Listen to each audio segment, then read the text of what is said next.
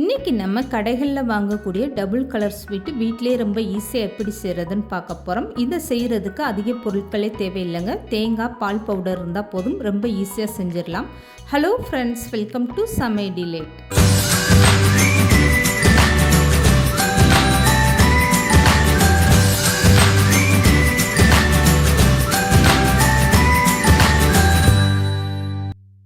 இப்போ இந்த ஸ்வீட் செய்கிறதுக்காக 1.5 கப் அளவுக்கு டெசிகேட் கோகோனட் எடுத்துக்கோங்க. அது இல்லைன்னா ஃப்ரெஷ்ஷான தேங்காயில் மேல் பகுதி தோலை நீக்கிட்டு அந்த தேங்காவை நீங்கள் துருவிட்டு இந்த மாதிரி எடுத்துக்கோங்க.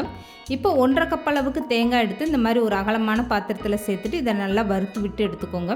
தேங்காவை கையில் தொட்டு பார்த்தீங்கன்னா இந்த மாதிரி நல்லா ட்ரையாக இருக்கணும். இந்த மாதிரி ஒரு பக்குவத்தில் நீங்கள் தேங்காவை வறுத்து விட்டு எடுத்துக்கோங்க. இப்போ இந்த தேங்காவை ஒரு அகலமான பாத்திரத்தில் மாற்றி எடுத்துக்கோங்க. நான் டெசிகேட் கோகோனட் எடுத்தனால அது லேசாக வறுத்துட்டு மட்டும் எடுத்திருக்கேன்.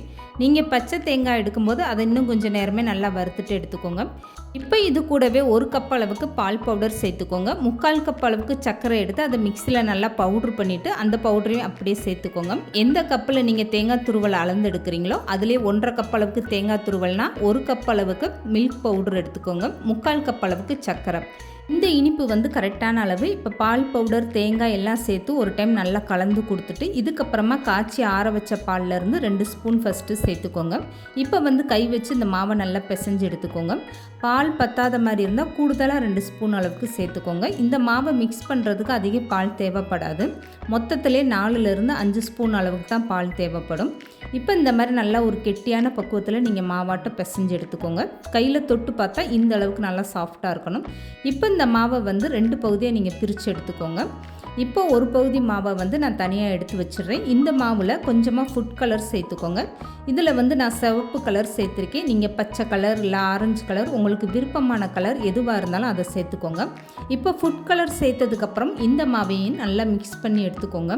இந்த கலர் எல்லா இடத்துலையும் நல்லா படுற மாதிரி இப்படி பிசைஞ்சு எடுத்துக்கோங்க. இப்போ 2 கலர்லையுமே நம்ம மாவு தயார் பண்ணியாச்சு.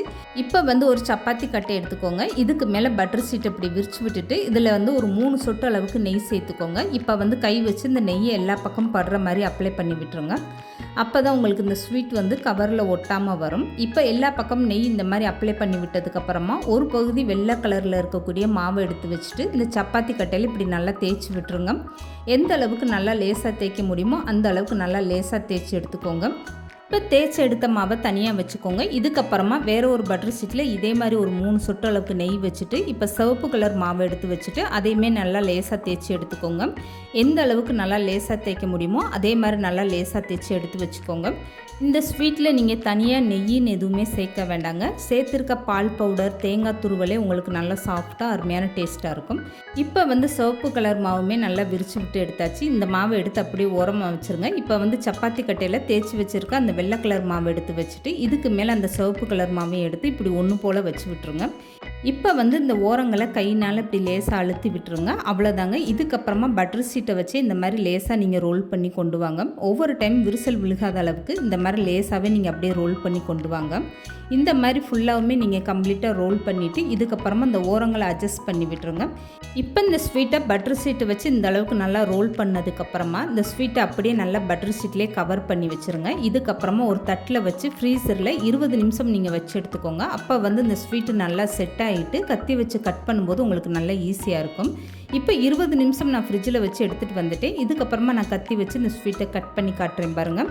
கட் பண்ணும்போதே எந்த அளவுக்கு நல்லா சாஃப்டாக கத்தி இறங்குது பாருங்கள். இந்த மாதிரி மீதம் இருக்க எல்லா ஸ்வீட்டும் இதே மாதிரி நீங்கள் கட் பண்ணி எடுத்து வச்சுக்கோங்க. பார்க்குறதுக்கு வெளியில் வெள்ளை கலர்லேயும் உள்ளுக்குள்ளே நல்லா சிவப்பு கலர்லேயும் இந்த ஸ்வீட்டு டபுள் கலரில் எவ்வளோ ஒரு அருமையாக இருக்குது பாருங்கள். அப்படியே நம்ம ஸ்வீட் கடையில் வாங்கக்கூடிய ஸ்வீட் மாதிரி பார்க்குறதுக்கு ரொம்பவே சூப்பராக இருக்குது. இது சாப்பிட்றதுக்குமே ரொம்ப செம்மையான டேஸ்ட்டாக இருந்துச்சு.